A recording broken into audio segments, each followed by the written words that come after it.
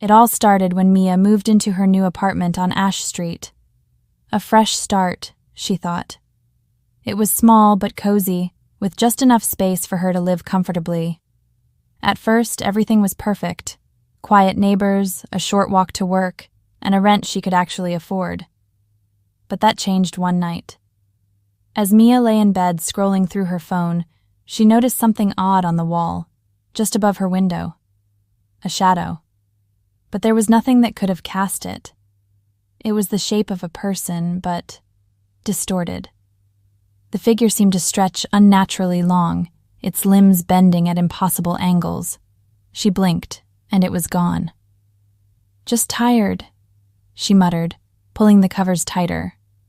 But deep down, she knew what she saw. The next night, it came back.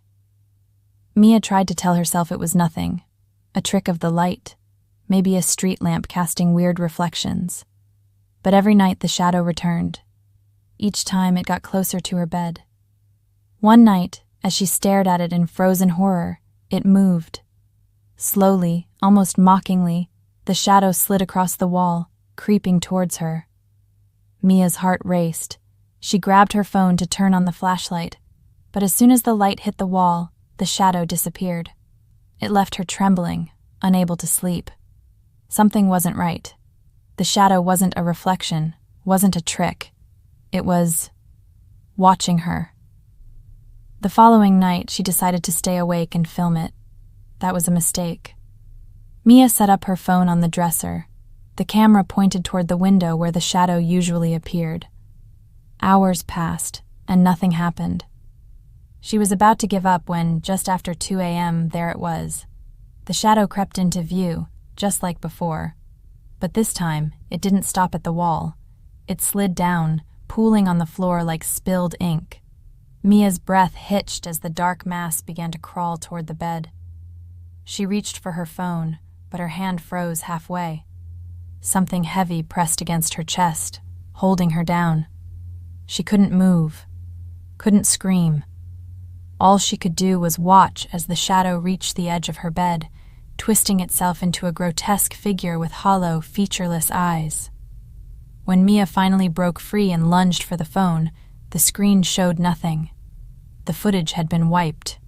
The shadow was playing with her now. Mia couldn't handle it alone anymore.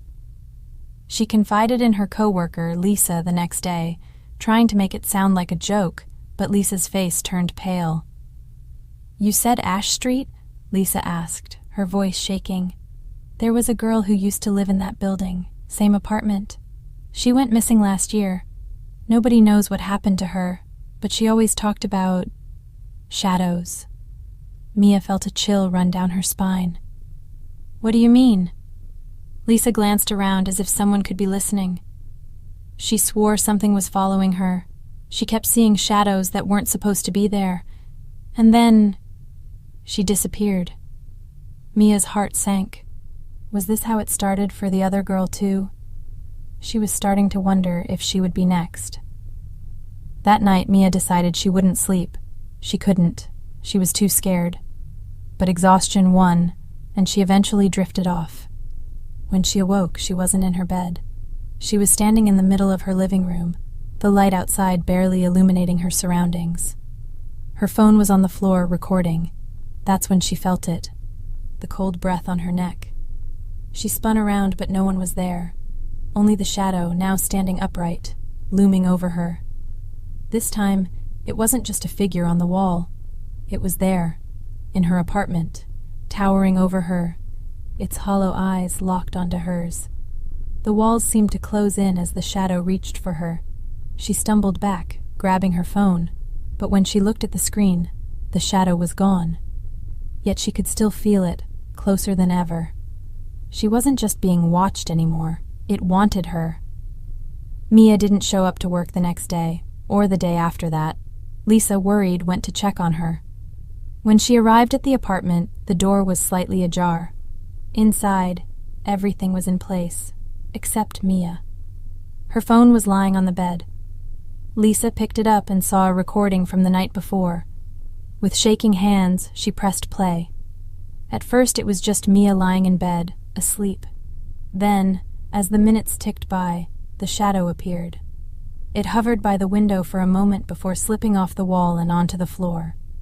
Lisa watched in horror as the shadow crawled toward the bed, rising up beside Mia. Just before the video cut out, Mia's eyes snapped open. She screamed. The screen went black. Mia was never found. The only thing left behind was the video and the shadow, waiting for its next victim.